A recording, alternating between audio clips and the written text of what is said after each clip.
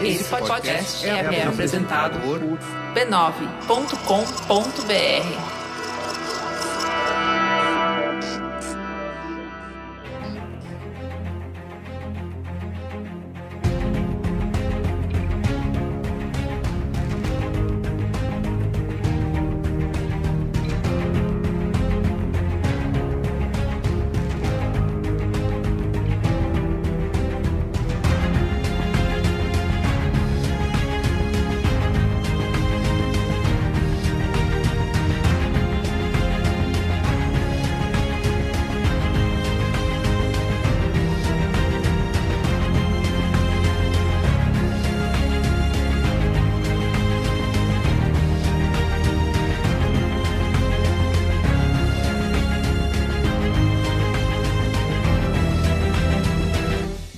Eu sou o Carlos Merigo, esse é o Cinemático número 167. Estou aqui hoje com Pedro Estraza. Fala, rapaziada.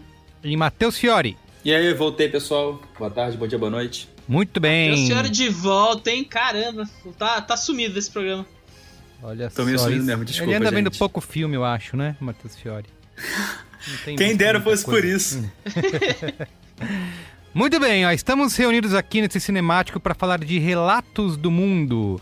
Né, o filme que estreia na Netflix no dia 10 de fevereiro, certo? Depois de ter passado nos cinemas lá norte-americanos desde o Natal, certo, Pedro Estraza? E agora chega no streaming. É uma produção da Universal que foi vendida pra Netflix ao redor do mundo, né? Tirando os Estados Unidos, é do serviço vermelho de streaming aí que chega em todo lugar, né? É pandemia, né, cara? Não tem outra explicação. Entendi. Mas nos Estados Unidos também estará na Netflix, né? No dia 10 de fevereiro? Não, segue na locação digital por lá, é? pelo preço só. de $20. Chupa Yankees. Muito bem. Relatos do Mundo, que é o novo filme do Paul Greengrass, né? Nosso amigo Paul. E com Tom Hanks aí, né? Mais um Tom Hanks aqui no Cinemático. Mais um filme de Daddy Movie do Tom Hanks aí pra gente comentar, hein, amigo? Tamo virando fãs. Exato, vamos discutir isso. Bom, mas antes, quero como sempre aqui divulgar a família B9 de podcasts, tá? Você pode acessar lá em podcasts.b9.com.br. Como eu sempre lembro, você pode assistir aos filmes com a gente, né? Você pode, quando você maratonar uma série, assistir algum filme, procura aí no feed do Cinemático, que provavelmente tem um episódio sobre, né? E você pode entrar na conversa com a gente, tá? Lembrando que esse é o primeiro Cinemático da semana. O próximo falaremos de outro filme da Netflix, que é Malcolm and Mary, certo, Pedro? Polêmico! Polêmico filme. Tô doido pra falar desse filme, mas eu vou segurar. Vamos lá. Relatos do Mundo, então. Relatos do Mundo! Road taking its toll. These are difficult times. I read the news from town to town. I was headed down south and found this child. I'm returning her to her surviving family. Captain, why are you doing this? Finding your way home.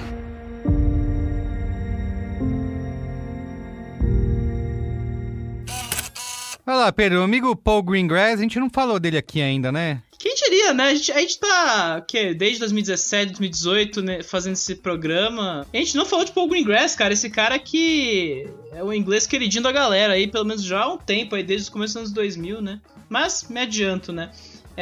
Inglês, 65 anos, ele tem uma formação em jornalismo, quem diria. Olha. Começou a trabalhar aí nos anos 80 como diretor aí, fazendo uns programas investigativos. Mas assim, a carreira dele foi decolar mesmo ali a partir de 98 com O Livro para Voar, que é um drama que ele fez com a Helena Bonham Carter e o Kenneth Branagh. E engrenou de vez em 2002 com O Domingo Sangrento, aí, que é um filme, eu acho que é o primeiro filme dele que chega na galera, porque é o filme que faz o retrato do Sunday Bloody Sunday lá, da icônica música do U2, e que é o começo do IRA na Irlanda, todo o movimento extremo ali que rolou na Terra da Rainha. Do Ira. E que depois virou um grande cover do Sambô, né? Caralho, sério? Pô, nunca ouviu a icônica Sunday Bloody Sunday, que é, tipo, super animada, super feliz? Caramba! Como assim uma música sobre uma revolução virou uma música good vibes? Que isso? Você nunca ouviu? É muito bom. Sunday Bloody Sunday, vamos galera, isso aí! Pô, é muito bom. Tira o pé do chão. Nessa vibe. Meu Deus. Ó, Domingo Sangrento ganhou o Urso de Ouro e o prêmio do júri pro Greengrass aí. E foi importante ganhar esse prêmio do júri porque o filme dividiu o Urso de Ouro daquele ano com o Viagem de Chihiro, que eu acho que é o filme que, né, mais pop aí da dupla, o filme que mais virou o grande vencedor do Urso de Ouro daquele ano. Mas, né, pro Greengrass foi ótimo porque credenciou ele pra fazer a Supremacia Born em 2004, ali 2 anos depois. E aí o cara virou a grande promessa de Hollywood dos anos 2000 aí e mudou o jeito de se fazer ação na próxima década. Com câmera chacoalhando? Câmera chacoalhando, aquele parque em só que você não sei porcaria nenhuma que tá acontecendo e, cara... Olha, assim, eu vou dizer assim, eu sei que tem muitos fãs, mas eu não sou nada fã da trilogia Bourne. Inclusive o último, né, que é só o Jason Bourne, que tem a... como que é o nome dela? Tem a Alicia Vikander. Isso, eu nem assisti esse filme, não vi, ele é de 2016, né?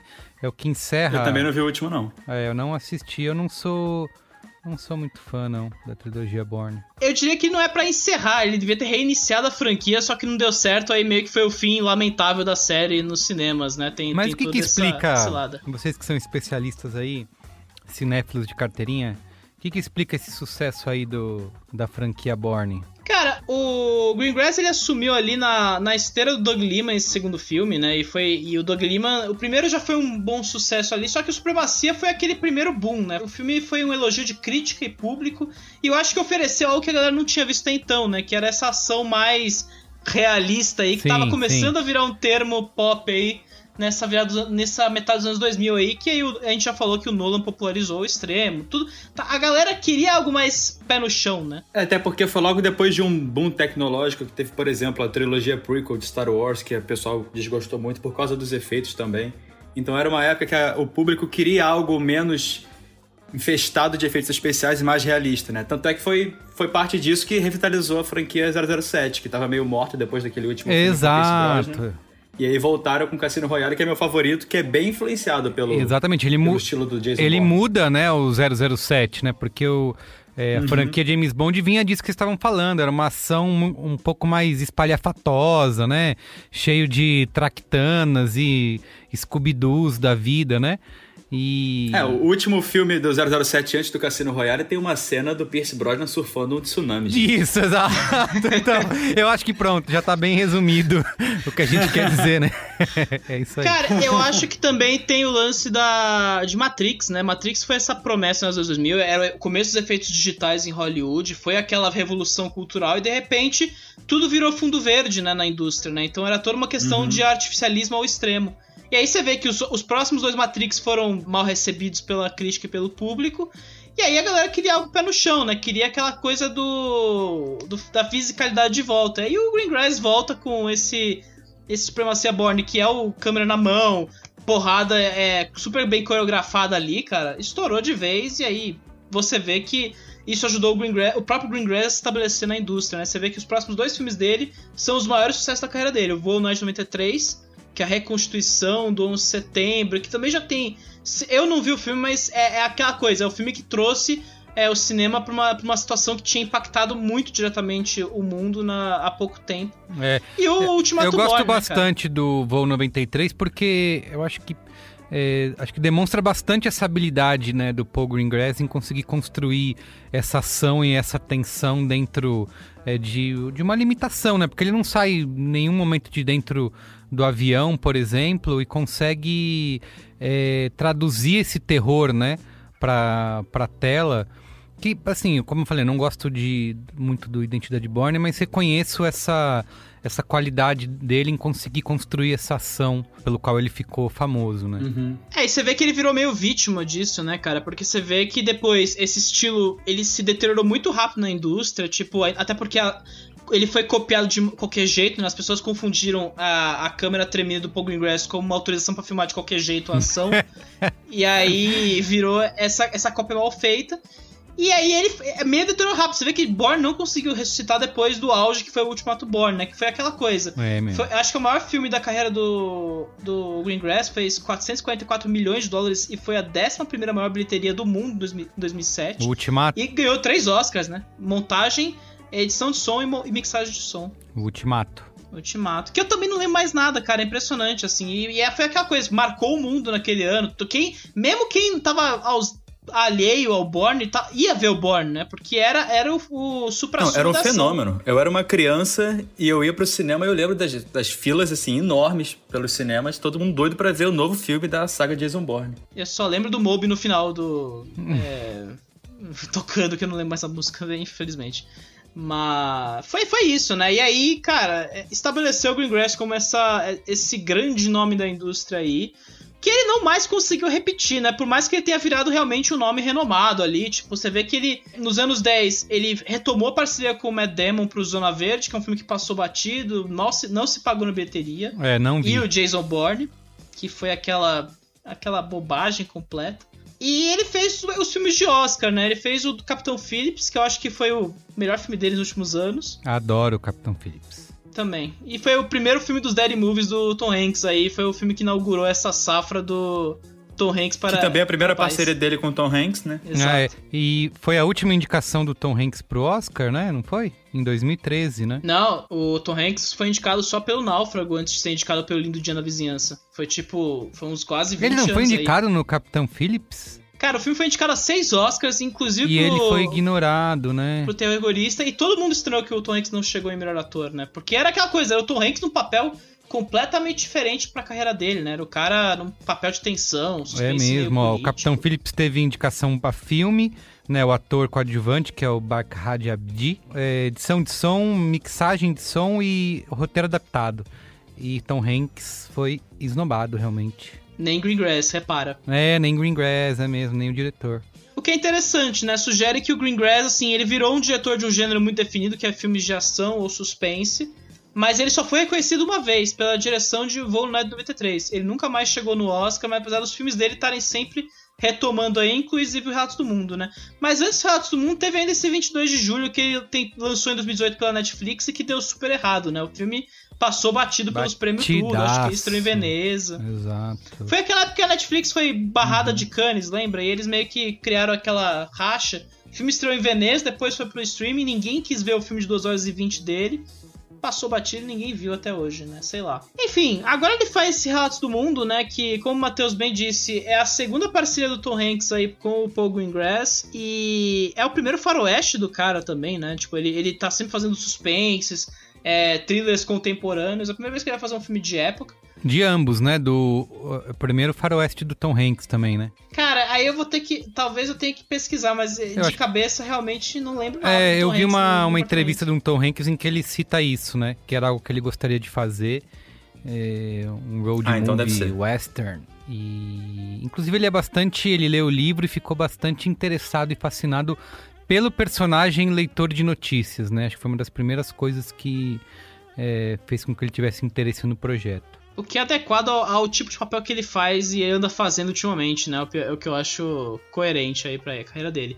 Mas, é interessante dizer sobre o Relatos do Mundo, como disse o Merigo, é baseado num livro de mesmo nome, escrito pela Paulette Gilles e publicado em 2016, e que desde então vive esse momento, tipo, vamos adaptar esse livro para o cinema. Só que aí foi aquela coisa, ele tava em desenvolvimento desde 2017 pelas mãos da Fox 2000. A Fox 2000 pertence à Fox. E foi um estúdio desativado pela Disney quando foi parar nas mãos da Disney. Então o projeto ficou meio órfão ali, não tinha pra onde ir, e acabou sendo comprado pela Universal Pictures, que agora vai lançar o filme em parceria com a Netflix para garantir que o filme chegue durante o meio de uma pandemia. Mas aí, vamos falar mais disso depois da sinopse, certo, Merigo? Certo.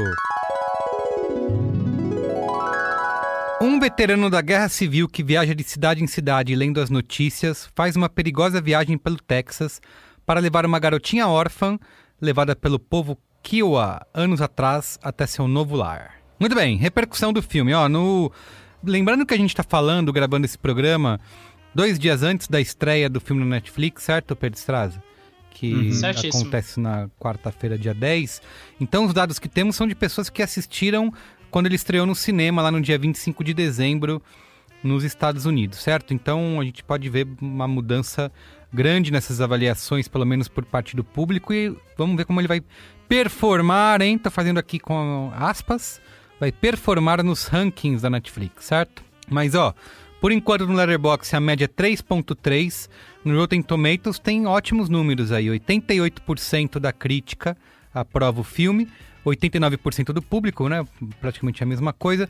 No Metacritic, 74 de 100. Sobre como distribuir esse filme, né? A gente já falou aqui que a Universal preferiu vender os direitos de distribuição internacionais do filme, ou seja, fora dos Estados Unidos, para a Netflix, porque no momento estamos vivendo uma pandemia e eles não têm a mínima ideia de como está sendo o alcance dos filmes fora do streaming, né? Então eles foram pela via mais segura e falaram assim, ó, toma aí meu filme, vê o que você consegue fazer. Mas nos Estados Unidos o filme teve uma estratégia aí que a Universal tem consagrado já aí desde já uns 3 meses, que é lançar o filme nos cinemas, passa 2 semanas, já bota no streaming e vambora. Exato, foi super rápido. Foi locação digital no caso, né? O filme estreou ali em 25 de dezembro, ali junto com Mulher Maravilha 1964 e o Doce Vingança, que também é da Universal. E aí ele e o Doce Vingança estrearam aí pra locação digital nas plataformas dos Estados Unidos no meio de janeiro aí. Uma cobrança de $20 aí, cada aluguel de 48 horas, né? Embora na bilheteria a situação seja bem patética, né? O filme chegou a $10 milhões com um orçamento de 40 milhões, ou seja, eles têm 30 milhões ainda pra se pagar em termos de custo de produção.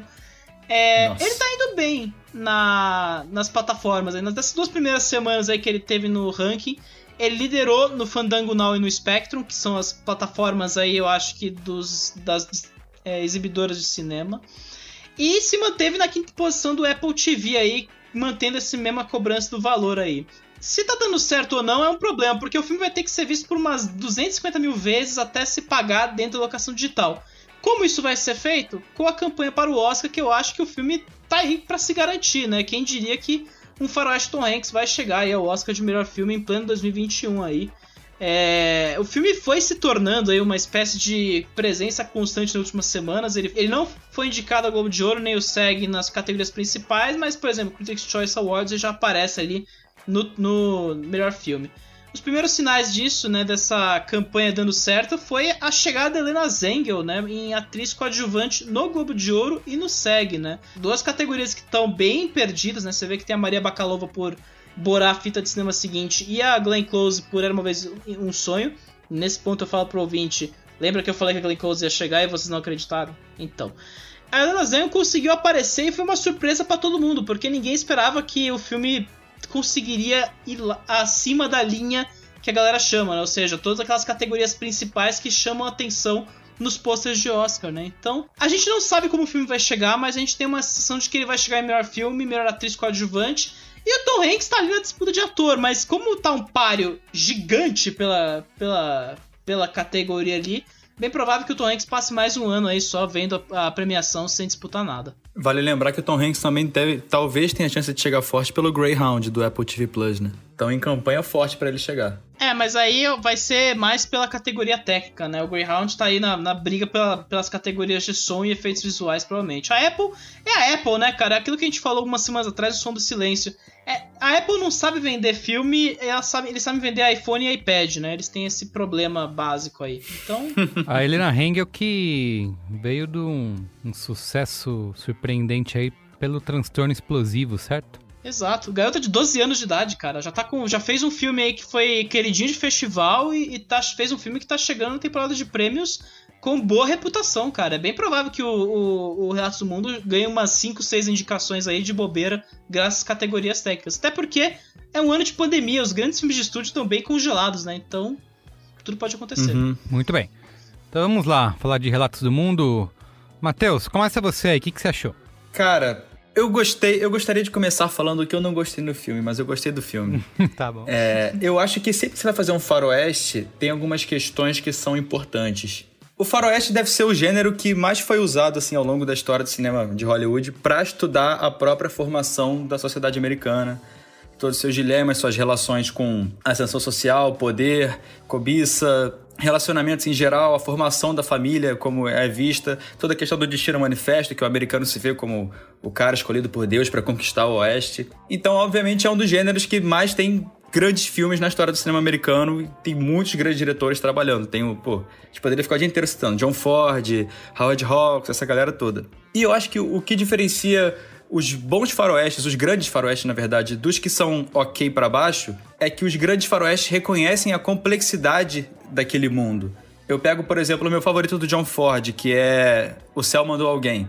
São 3 bandidos que encontram um bebê perdido no deserto. E, tipo, os caras são totalmente cruéis, são os monstros do lugar.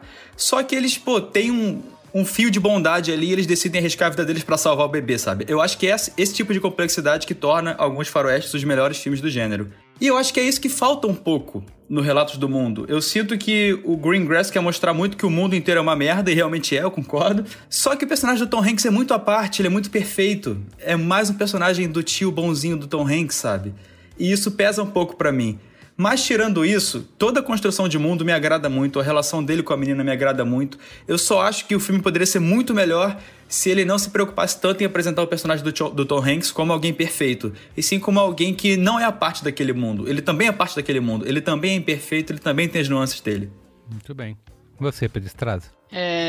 Vou fazer uma proposição aqui meio forte, mas enquanto Sete de Chicago é o filme do fim da era Trump, o Relatos do Mundo é o filme do começo da era Biden, né?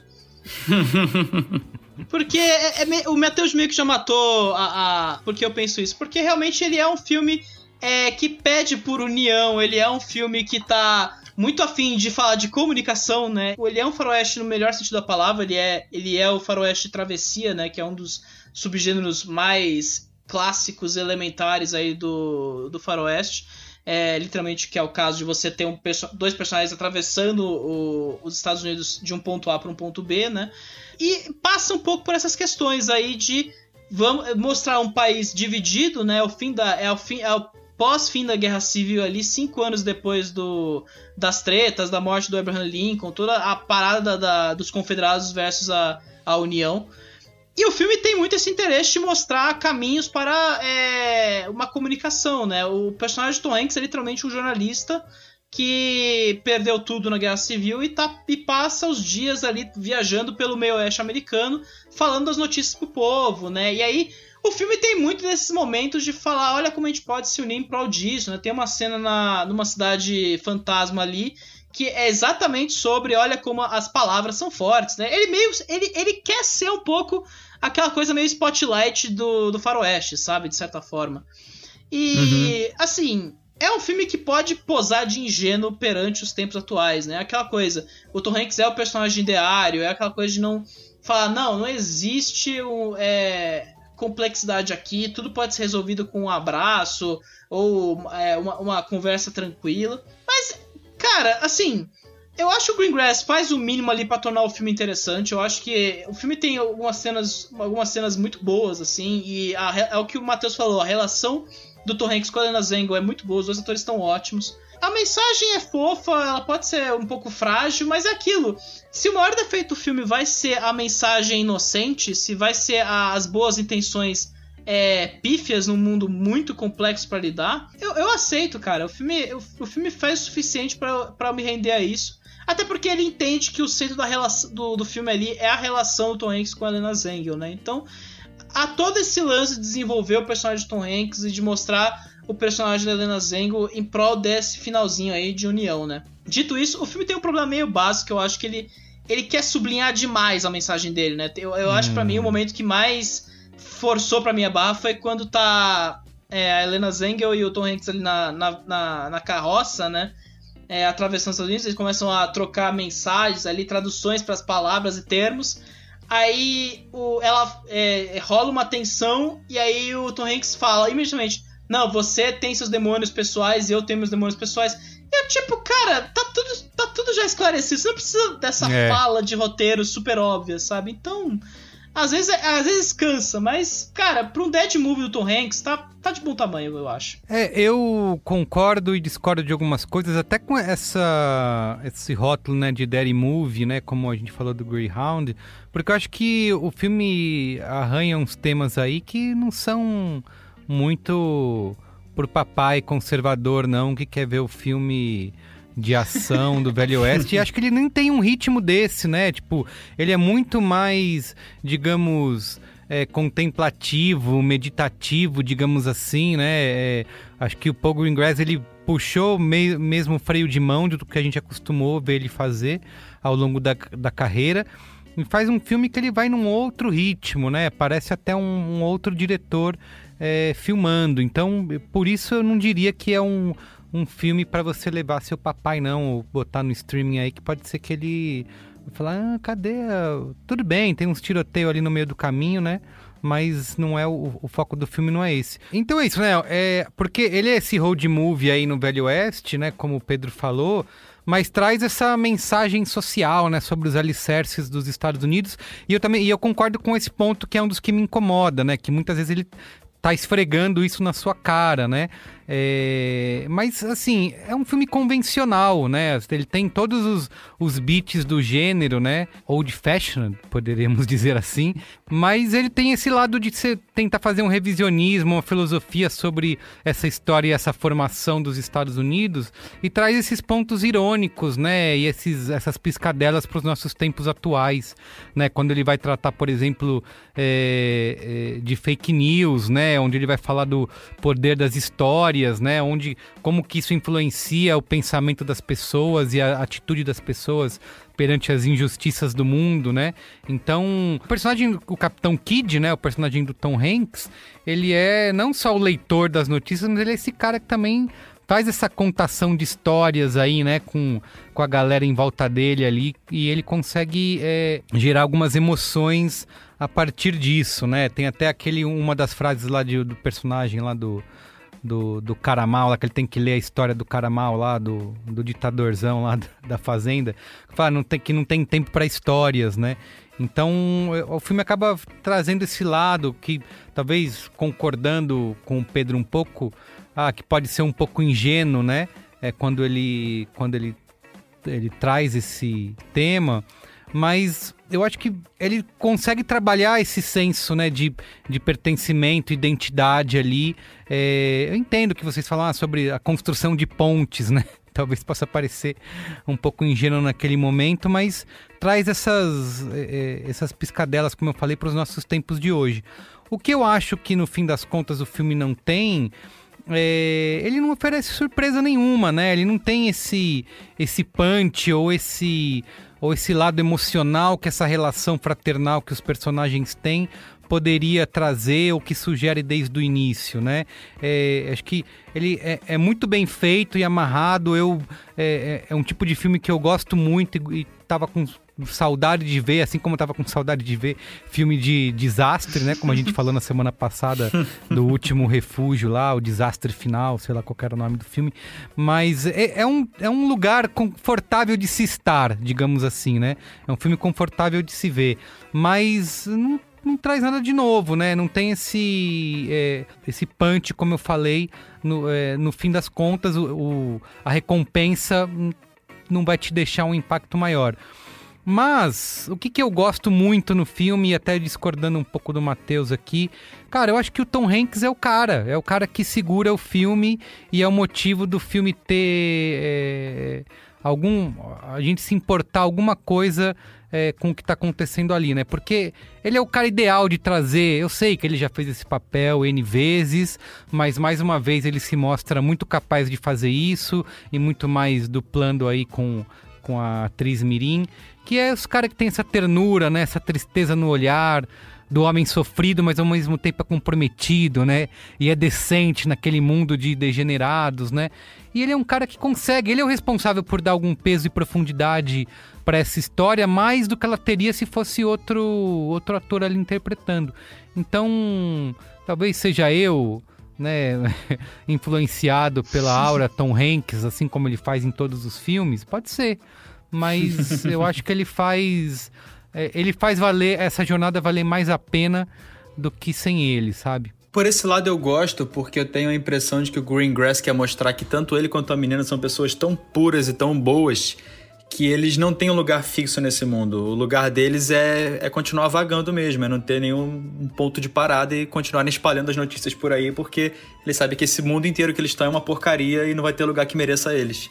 Desse ponto de vista eu gosto bastante. E você vê que o Greengrass, ele tem essa coisa, né? Ele gosta de nesses filmes de Hollywood aí, ele gosta de construir o filme em torno da aura do ator, né? Os filmes Matt Damon geralmente tem essa aura, né? Em torno do Matt Damon, dele ser o agente que faz a insurreição, né? E o Tom Hanks, tanto no Relatos do Mundo quanto no Capitão Phillips, eles carregam essa coisa dele ser essa pessoa que tá tentando negociar entre as partes, né? O Capitão Phillips ainda mais, né? Porque ele tá tentando salvar a tripulação dele de um ataque de piratas no barquinho lá do Capitão Phillips. Mas o Relatos do Mundo tem muito isso, né? Por isso que eu gosto de dizer que... Primeiro que é o filme da administração Biden, né? Porque é essa mensagem de construir pontes, unir os povos. É meio que a gente viu agora no Super Bowl com o comercial do Bruce Springsteen aí, né? Pra Jeep.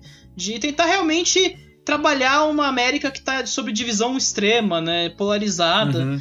E também... Pro Oscar faz todo sentido esse filme chegar, né? Eu pelo menos terminei o filme com essa impressão. Eu não entendia por que Relatos do Mundo, até assistir, porque ele tava indo chegar no Oscar, né? Aí quando você vê o filme, você fala, puta, é o filme da mensagem, é o filme do... o poder do jornalismo, o poder das histórias, né? Tem todo esse lance que a indústria adora e também faz sentido pra América atual, assim como o set de Chicago faz sentido agora pro momento americano, né? O Tom Hanks fala numa entrevista que o Capitão Kidd aí é o podcaster original. E pior que é isso, né, cara? Aquela cena no rancho lá, fantasma, e... de novo, é muito querer sublinhar o tema do filme, mas é sobre relacionar essas histórias, né? E é legal que o Tom Hanks, ele constrói um personagem interessante, né? A partir dessa história que a gente vai aprendendo ao longo do filme sobre a história dele, né? E sobre como entender que... a vida dele não se resume a uma terra, mas as construções que fazemos ao longo do caminho, né? Mais um filme dessa moral, né? O fim da história o que importa são os amigos que fizemos ao longo do caminho. Muito bem. Antes dos spoilers, tem a boa trilha, né? Do James Newton Howard aí, que também tem grandes chances nessa temporada de premiação, né? É verdade. Foi um ano de bons exemplares de trilha sonora aí. Tenho ouvido diversas delas. Inclusive, já estamos na zona de spoilers ou não? Vamos para a zona de spoilers. Então vamos lá, vamos falar pros spoilers que eu quero falar uma coisa. Spoilers! Spoilers! Please, Avada Kedavra. I am your father. A boy's best friend is his mother. What's in the fucking box? I see dead people. Damn you all to hell! Rosebud. Silent breed is people! Que é o seguinte, é mais um filme, que eu tava falando de trilha sonora, né, antes da gente entrar nos spoilers. Uma outra trilha que eu gostei bastante, tenho escutado, é o do Céu da Meia-Noite, né? E o Relatos do Mundo e o Céu da Meia-Noite são exemplares de filmes que trazem mais uma cena de criança perdida na tempestade, né? A cena é bem... parecida, para não dizer idêntica, que tem uma criança perdida na tempestade e o protagonista está procurando essa criança desesperadamente sem achá-la. Obviamente, né? Porque foram filmados... O mundo está perdido, nós estamos perdidos numa grande tempestade, nós vamos achar o norte, os índios são o caminho. Muito bem. O que você tem de spoiler aí pra trazer, Pedro? Eu gosto da forma... De novo, eu sempre sou o cara que gosta das situações práticas, né? E nesse filme tem duas cenas que eu acho bacanas ali, né? Primeiro é a cena do tiroteio, né? Que tem um momento meio Palermo, a redundância, que é... Vamos colocar moedas nas balas e pra citar os caras e mostrar como o capitalismo nos destruiu, né? Tem essa mensagem subliminar meio louca aí do filme. Subliminar, mas nem tanto, né? Subliminar peronomútil, né? É meio indireto. De novo, o Greengrass não é exatamente o cara mais poético do planeta, né? Um cara que veio à fama pelas coisas super práticas, super direto ao ponto, né? Então tem esse lance. Mas a cena em si eu acho bacana ali, porque é tão interessante você ver a perspectiva do Tom Hanks, que é um cara que não tem nenhuma habilidade ali com armas, não é um cara combativo, não é o cowboy, né? Não é o nosso herói clássico dos faroestes. É o cara tendo que sobreviver perante o ataque de 3 bandidos que querem sequestrar a garota. E tem esse lance, né? Eu, pelo menos, eu acho interessante como você sabe desde o começo que ele tem só 20 balas na arma principal e ele só tem aquela espingarda de atirar em pássaro, né? Então, existe esse lance e eu acho interessante como fui vendo a cena e contando as balas que iam sendo disparadas. Isso porque você que eu ia falar. vai dando a sensação de desespero, né? Você sabe que vai acabar aquelas balas em algum ponto, né? Sim, eu fiquei só... Você ficou contando, já deu mais de 20 isso aí, hein? Será que eu tava desesperado que eles iam esquecer que falou lá atrás que tinha 20 balas só no... Na arma. Essa é uma das cenas que eu gosto também, porque tá reiterando essa visão do Greengrass de que em todo lugar você vai encontrar pessoas que, tipo, não tem nenhuma humanidade e estão só buscando algum ganho naquela situação. As pessoas veem o cara com a menina perdida, eles querem sequestrar ela pra vender. Aí tem a outra vila que ele chega e ele deixa a menina falar, isso aqui vai ser seu lar. Aí ele vê que a galera escravizou a menina, botou ela pra trabalhar, sabe? Acorrentou ela. Eu acho que isso tudo que faz aquela última cena ser bonita, sabe? Ele perceber que ele não vai encontrar alguém que tenha por ela o carinho que ele tem, porque ela não tem mais família. E se você não é familiar, você não vai ter carinho por ninguém, porque é um mundo de pessoas escrotas. Esse final do filme, eu entendo o que vocês dizem, que é cafona, é o esperado, tipo, Tom Hanks vai voltar pra buscar ela. Eu também revirei o olho quando ele pega o cavalinho e vai atrás dela. Mas eu gosto da forma como você entende que aquele tempo do Tom Hanks na cidade, onde estava a mulher, onde estava a vida dele, se passou, né? Já foi embora, né? Você vê todo o lance do cemitério, existe aquela coisa de... Cara, o tempo passou, né? Aquelas histórias que ele teve, né? Todo o passado dele já se foi. Não tem mais nenhum motivo para ele ficar ali, né? Então, existe a beleza, os gestos significados, né? Tipo, como ele tira a aliança, coloca dentro da correntinha com a foto da esposa, coloca no túmulo, e a coisa super... não existe nenhum... não é um cemitério super luxuoso, né? É um cemitério de fundo de igreja, cara. As pessoas estão enterradas lá porque é onde é pra enterrar. E, cara, assim...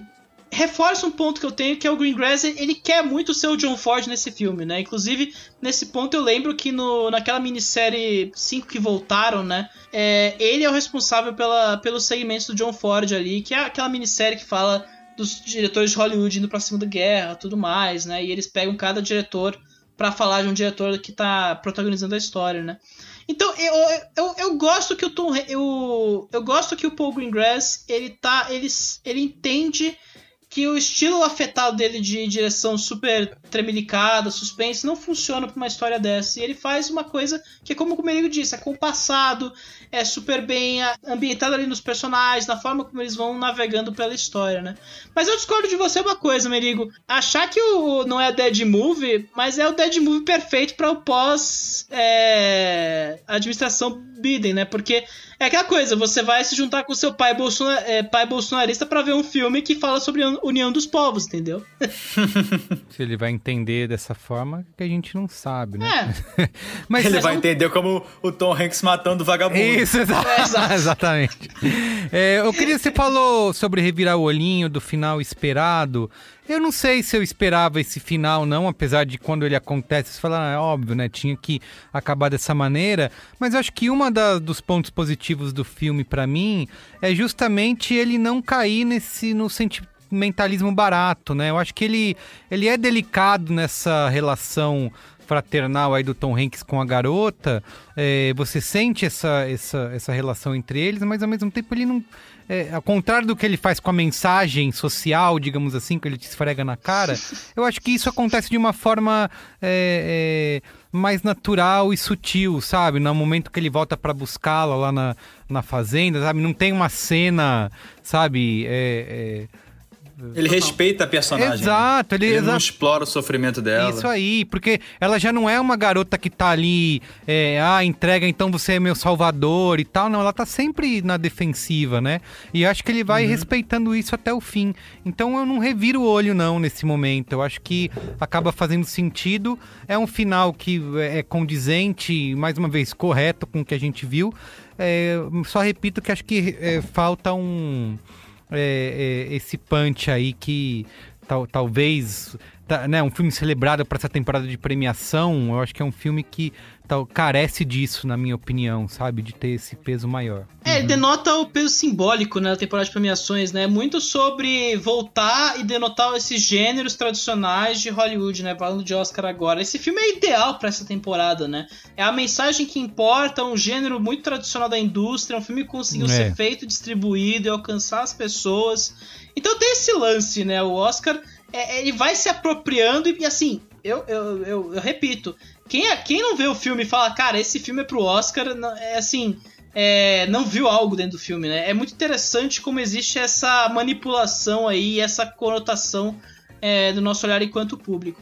Mas sobre a relação, né, do Tom Hanks com a Helena Zengel, cara, eu concordo com você, Merigo. Uma coisa que eu gosto é como é construído nos mínimos detalhes, né? A garota, ela é Kiowa, né? Ela é descendente de imigrantes, mas ela é Kiowa. De novo, esse tema da imigração, de novo o tema dos povos indígenas, de opressão e preconceito que tá tomando os Estados Unidos e como reintroduzir esses personagens.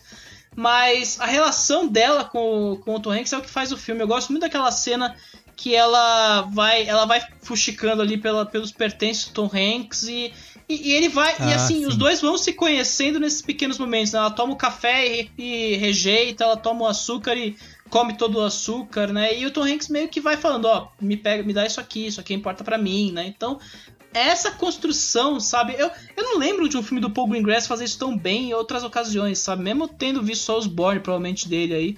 É muito construído nesses detalhezinhos, sabe? Nessas questões. E de novo, é um filme que toma seu tempo pra chegar onde tem que chegar, entendeu? Uhum. Muito bem. Vamos dar estrelinhas? Bora. Vamos. Começa aí, Matheus Fiori. Eu dou 3,5. E é aquilo, eu gosto do filme, eu acho que ele poderia ser um pouquinho menos maniqueísta, poderia explorar um pouquinho mais as complexidades dos personagens, mas mesmo assim eu acho que, como o Merigo gosta de dizer, tem o coração no lugar certo. Ah, muito bem. Eu vou dar 3 estrelinhas. Olha só. E você, Pedro Estraza? Eu acho que coração no lugar certo é o que define esse filme para bem ou mal, né? Tipo, não existe essa definição, né? Dito isso, minha nota é 3, cara. De novo, eu não tenho nada contra esse filme, entendeu? Tipo, se o problema dele é que a moral dele é muito ingênua, o resto tá super bem feito, cara. Tem o Tom Hanks mandando bem, a Helena Zengel manda muito bem, assim. E o Paul Greengrass tá fazendo um filme, cara, coerente com o gênero e coerente com a mensagem que ele quer promover. Então, tudo certo por mim, sabe? Muito bem. Então, a média do cinemático fica 3, né? 3 estrelas, 3.1,666, mas, né, vamos arredondar pra baixo e 3 estrelinhas. Coerente, eu diria. Muito bem, gente. Olha, muito obrigado, viu? Quem quiser entrar em contato com a gente aqui, pode mandar e-mail lá no cinemático@b9.com.br ou pode seguir a gente também no Twitter e no Letterboxd, tá? Pra você ficar por dentro e não perder nossas notinhas por aqui no Cinemático. Tá bom? É isso? Tá bom. É isto. Então tá bom, gente. Até quinta-feira, hein? Beijoca, galera. Beijo. Tchau. Valeu, pessoal. Tchau.